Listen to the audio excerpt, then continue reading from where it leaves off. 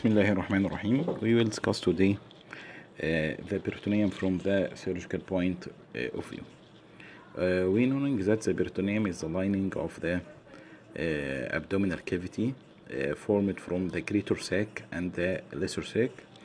The greater sac containing the GIT contents from the stomach, small bowel, large bowel, liver, spleen, and biliary system, and the lesser sac is behind the stomach, and the lesser sac is cavity that's behind the stomach, and there is a retroperitoneal structures like the pancreas, the kidney, and the great vessels. So the peritoneum, greater sac of the peritoneum containing the gut, containing the tube of the GIT extending from the stomach till the rectum. What are the diseases of the peritoneum? The most common presentation of the peritoneal diseases is generalized peritonitis or acute generalized peritonitis. Acute generalized peritonitis is a very common presentation in the GIT surgical emergencies. Or in general surgery emergencies, the acute generalized peritonitis is the most common presentation and represent a wide variety of the diseases. The causes of acute generalized peritonitis including direct infection by a stab abdomen or a gunshot, and direct implantation of the bacteria. The most common bacteria is E. coli, strep, pneumococci, staph, and rarely anaerobic organisms. Why E. coli? E. coli is the commensal organism in the gut. So if the gut is opened, the most common infection to the peritoneal cavity is by E. coli infection, because it's a commensal of the GIT. For direct trauma occur to the peritoneum, and this leads to implantation of the bacteria inside the peritoneal cavity. There is a response from the peritoneum to this infection, and we'll discuss it in the pathology of the peritonitis. But by far the most common cause of the peritonitis is inflammation or perforation of the gut. We say that greater sac or the peritoneum containing the GIT tube. So inflammation in this GIT tube, like acute appendicitis, may lead to peritonitis. But the commonest is perforated appendix. Perforation of the appendix leading to implantation of the bacteria E. coli, which is the commensal of the GIT commonly in the peritoneal cavity.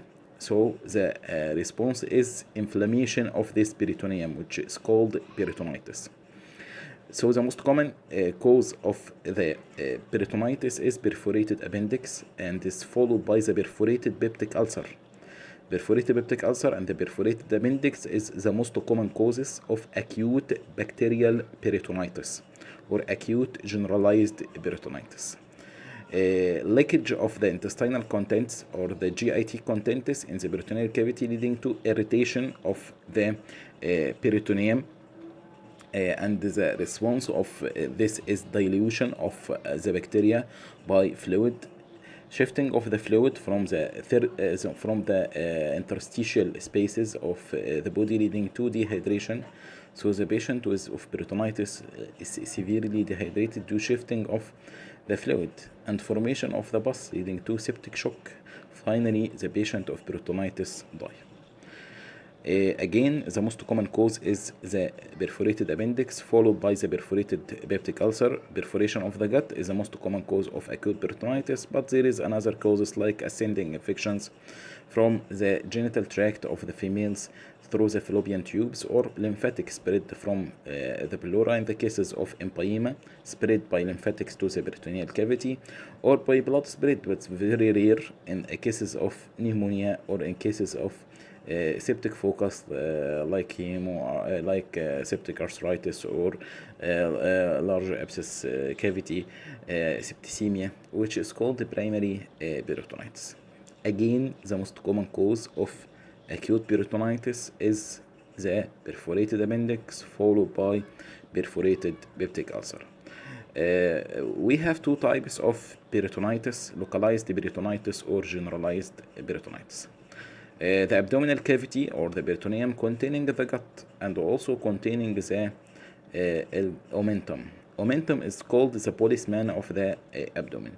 If there is an infection in the abdomen, like perforated appendix or inflamed appendix, the policeman of the abdomen, which is called the omentum, is attracted to the site of the infection, and this attraction leading to localization of the infection, not generalized peritonitis, leading to formation of an abscess inside the peritoneal cavity, not a generalized peritonitis. Also, there is a reflex areas and reflex rigidity, mobilization of reflex areas of the intestine. Immobilization of the intestine prevents the spread of the infection through the peritoneal cavity.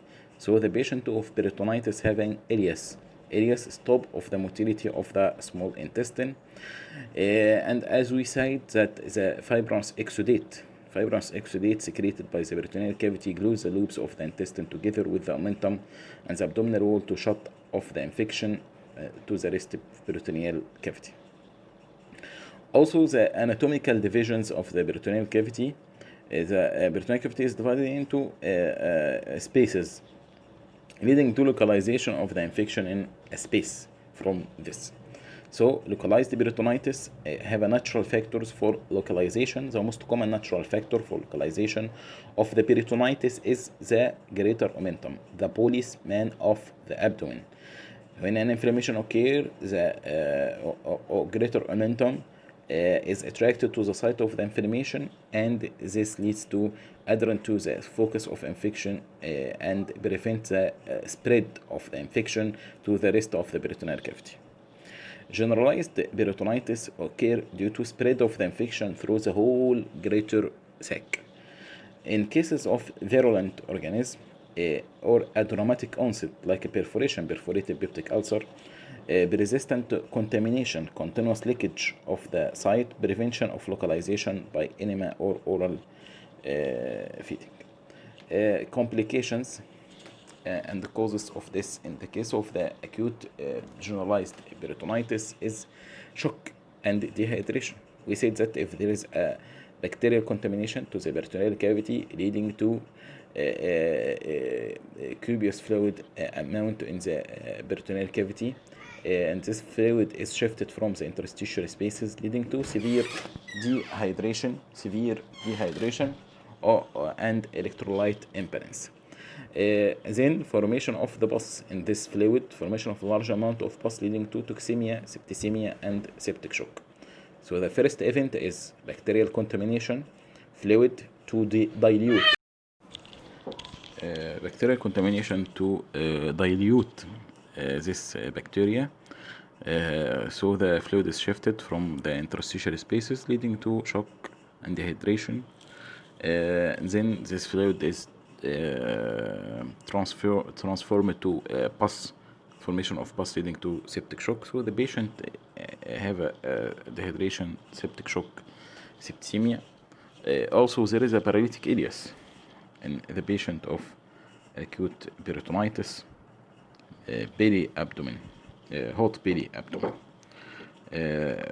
because there is ileus to prevent the spread of the contamination and residual abscesses from the pus. The clinical presentation of a patient with acute peritonitis is the general constitutional manifestations of any infection: fever, headache, anorexia, malaise, and pain, vomiting, constipation, and distension, the famous tetrad of the intestinal obstruction. Pain which may be severe or dull aching pain or vomiting, and constipation, which is absolute constipation, distension, which is a progressive distension due to paralytic areas. It's called hot belly abdomen. As we see in this picture, patient generally feverish, nausea, anorexia,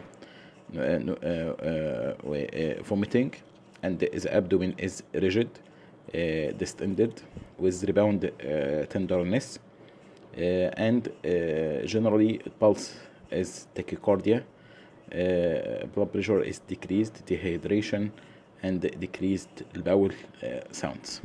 So the patient is presented by abdominal distension, abdominal pain, and vomiting constipation. By the inspection, there is decrease في respiratory movement, palpation, rigidity, broad-like rigidity. What's the meaning of broad-like rigidity? Broad-like rigidity meaning the abdomen is like the wood. The wood is hard like the wood. So this is an indication of a catastrophe in the abdomen.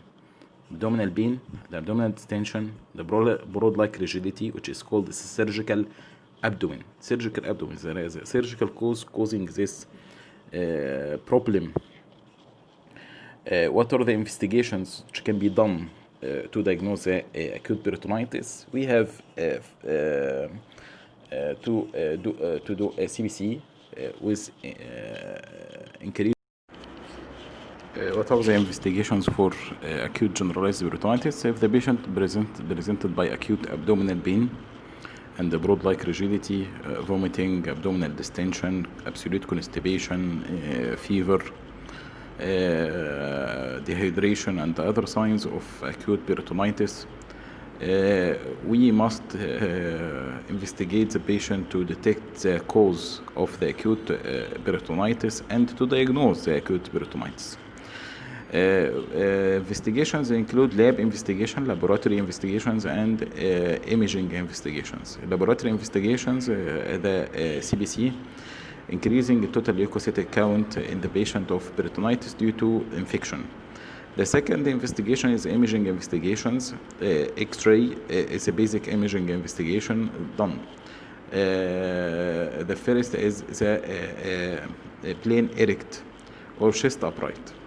Chest upright detects the gas under diaphragm. As we said, the perforated gut is by far the most common cause of acute generalized peritonitis, like the perforated appendix and the perforated peptic ulcer, perforated diverticulitis, perforated gallbladder. So presence of the gas under the diaphragm indicate the presence of perforation of the gut. Perforation of the gut and contamination of the peritoneum, and this diagnoses the peritonitis. Presence of pneumoperitoneum, gas under diaphragm, air in the peritoneal cavity indicate it's a surgical cause of the acute the abdominal pain, and the patient must be resuscitated and must be opened, surgically opened, to detect the cause of the peritonitis. Pneumoperitoneum, gas under diaphragm in a patient without surgery equal surgery, equal doing surgery for this patient. Gas under diaphragm indicating the patient has perforation on the gut.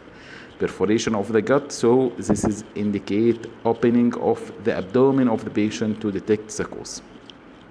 So the basic investigation for patient with acute abdominal pain and the peritonitis signs is chest upright or plane erect to detect the gas under diaphragm.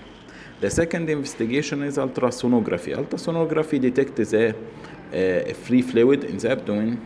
The response of the peritoneal cavity to the infection is the free fluid. So the presence of the free fluid and even aspiration of this fluid under sonar guidance, presence of pus on the aspirate, this indicate peritonitis. Presence of pus in the abdomen indicate peritonitis. So ultrasonography detects the free fluid in the abdomen.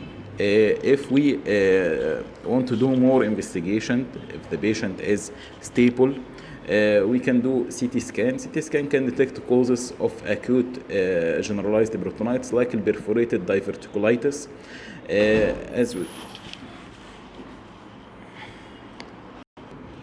As we said in the lecture of diverticulitis, there is a classification for CT of the perforated diverticulitis called the Hinchey classification. This Hinchey classification represents a stage of perforation of the acute diverticulitis, and this can be detected by CT scan. But CT scan is not recommended in the cases of acute generalized peritonitis if there is an evidence. We go for surgery. presence of gas under diaphragm, free fluid, we go for surgery, especially if the patient is not stable. What's the treatment of acute generalized peritonitis? Acute generalized peritonitis, first we do resuscitation. What kills the patient of the acute generalized peritonitis? Dehydration and shock. So we can combat this killers of the acute generalized peritonitis by resuscitation of the patient by fluids, antibiotics, and prevent abdominal distension by decrease the abdominal distension by NGT tube, nasogastric tube. The treatment is, as we see in this picture, IV fluids, correction of the electrolytes, and nasogastric tube. Nasogastric tube, antibiotics, IV fluids, and nasogastric tube to decrease the abdominal distension. Suck and drip. Suck the fluids in the intestine by nasogastric tube and give the patient suck and drip. Suck and drip. Suck the fluid and drip. Give the patient fluids by IV lines and correction of the electrolytes like the sodium and the potassium. Then go for surgery. In surgery, we can detect the cause of the acute generalized peritonitis, like a perforated appendix. So we do appendectomy, perforated peptic ulcer, Graham omental patch for the perforated diverticulitis, resection of the perforation, Hartmann procedure, and whatever the decision for the cause. So we proceed for surgery in the case of acute generalized peritonitis. After resuscitation, then the cause, we can deal with the cause. Appendicitis, appendectomy, perforated peptic, Graham omental patch, diverticulitis, we do the surgery for diverticulitis like preferred diverticulitis like Hartmann procedure. Again, peritonitis caused by perforation of the gut, mainly perforated appendix or perforated peptic ulcer. Patient of peritonitis is presented by acute abdominal pain, vomiting, distension, and clinical examination, broad-like rigidity, and the complication, dehydration, shock, fever, and the patient is investigated by plain erect ultrasonography, plain electrogas under the frame, indicate perforation of the gut, treatment of the patient, resuscitation, and go for surgery and deal with the cause, perforated appendix, appendectomy, perforated peptic ulcer, Graham omental patch, and whatever the cause of the generalized peritonitis. We say that peritonitis may be localized. Localization of the peritonitis in the subphrenic spaces, we have 6 subphrenic spaces, right and left subphrenic spaces. We have spaces in the peritoneal cavity, 6 spaces, right and left anterior subphrenic space, right posterior subphrenic space, and the right extra peritoneal spaces space. The right and left anterior subphrenic space lay between the diaphragm and the liver on each side of the falciform ligament. Right posterior subphrenic space lays between the right lobe of the liver and the right kidney and the right colic fracture. The right posterior subphrenic space lays between the right lobe of the liver and the right kidney and the right colic fracture. The right extraperitoneal space lay between the layers of the coronary ligament and therefore situated between the liver and the diaphragm. So the subphrenic spaces can be collected in the subphrenic spaces. Pus can be collected in these spaces, leading to fever, toxemia, and maybe septicemia. The patient is presented by fever, obscure origin of the suppuration, fever. Post-operatively indicate there is a pus under diaphragm. So the quotation, pus somewhere, pus nowhere else, pus is there under diaphragm. Yani we search for the pus. Pus meaning that there is hectic fever of the patient and toxemia, hiccough and pain referred to the shoulder due to diaphragmatic irritation. We search for pus under diaphragm. By inspection, there is decrease in the respiratory movements, palpation, tenderness over the lower ribs. Percussion is characterized by 4 zones of percussion. The abscess cavity containing gas. So we have 4 zones of percussion: normal lung resonance, and there is sympathetic effusion under the lung. يبقى lung resonance, then sympathetic effusion dull, then the gas inside the cavity of the abscess, this is resonant, and then the pus in the cavity, this is dull. يبقى 4 zones of percussion: resonance of the lung, then sympathetic effusion dullness, then gas under the diaphragm of the cavity leading to resonance, and pus in the cavity leading to dullness. What is the investigations for the subphrenic space infection? Subphrenic space infection is mainly post-operatively. In the cases of gallbladder operations, maybe subphrenic infection, perforated appendix, maybe subphrenic infection, perforated peptic ulcer, maybe subphrenic infection, or collection. So we can do investigations, lab or imaging lab, white BCs, increase the total leukocyte count, and plain X-ray, the basic investigation for imaging. There is a sympathetic effusion and the gas under diaphragm with fluid level, unlike the gas under diaphragm of the perforated viscous, elevated thickened cupula of the diaphragm. Ultrasonography is very helpful. Sonography detects the abscess cavity under the diaphragm, and also we can put a catheter inside the cavity by sonar guidance, which is called apocath needle. Apocath is inserted inside the cavity, and we drain the pus by this apocath and give antibiotic according to culture of sensitivity. So subphrenic space infection is caused by postoperatively mainly the cases of perforated appendix or perforated gallbladder or perforated peptic ulcer. The patient is presented by signs of suppuration, hectic fever, and toxemia with no definitive cause of this suppuration. So we can do ultrasonography, which is can detect the subphrenic abscess collection, and this ultrasonography can treat this collection by insertion of a catheter inside this cavity to drain the pus and give antibiotic according to culture and sensitivity. Another topic in the pelvic is a pelvic collection, which inside the peritoneal cavity. It's occur mainly due to acute appendicitis, which lay in the pelvis, acute pelvic appendicitis, or acute salpingitis in females, or localization of diffuse peritonitis in the pelvis. The patient is presented by deep-seated pain in the pelvis and diarrhea, tenesmus due to irritation of the rectum. Mild suprapubic tenderness will be our stents. Ultrasonography can detect an abscess cavity in the pelvis and can drain the pelvic abscess by apocath or by open drainage through the rectum, proctotomy, or through the vagina, clobotomy, or opening by suprapubic approach. The last topic of the peritonitis is the Tuberculos Protonitis. This topic is acute bacterial peritonitis, non-specific bacteria. The specific bacteria of the peritonitis is TB. Specific bacteria is Mycobacterium tuberculosis, which can cause TB peritonitis by direct spread from the intestine, enteritis, lymph nodes, or salpingitis, or blood spread from a distant septic focus in the lung, or lymphatic spread from the pleura. The TB is caused by Mycobacterium tuberculosis and can spread directly from the intestine or from the lung by blood spread, or from the pleura by lymphatic spread.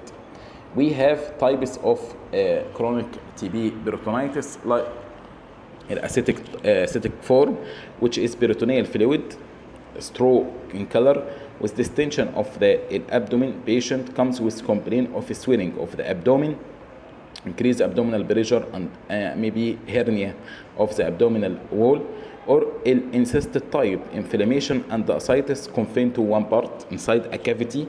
Purulent type, which is rare in the TB, usually secondary to tuberculous salpingitis, with pockets of pus and adhesions on the omentum, which is called abscess. And lastly, fibrous form, widespread of the adhesions of the intestine. So we have acidic type, incysted type, purulent form, and fibrous type. It's more common in children and young adults in underdeveloped countries. The symptoms and signs are TB, toxemia, and the fever of TB, which is night fever and sweats with loss of weight, and maybe symptoms of primary TB in the lung. And there is maybe mild tenderness and rigidity of the abdomen with sausage-shaped mass in the umbilicus in the ascitic type. The patient of TB is investigated by blood picture, which show which show anemia, leukopenia, and relative lymphocytosis. Anemia, leukopenia, relative lymphocytosis, and tuberculin test is done. Chest X-ray show TB of the lung. Ultrasonography detect the acidic fluid or detect the encysted type. We can aspirate the fluid and do Zell-Nielsen staining for the fluid or Lofenstein-Jensen media. Differential diagnosis from acute septic peritonitis.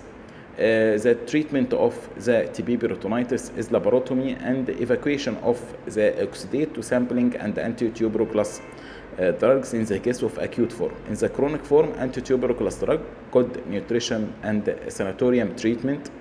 Ascites drained by abdominal incision, not tapping, because tapping leads to fistula. Then closure without drains. Intestinal obstruction adhesions are usually marked, so side-to-side anastomosis may be done. Intestinal fistula, resection of the fistula loop, and resection anastomosis. TB peritonitis is very rare nowadays. Thank you.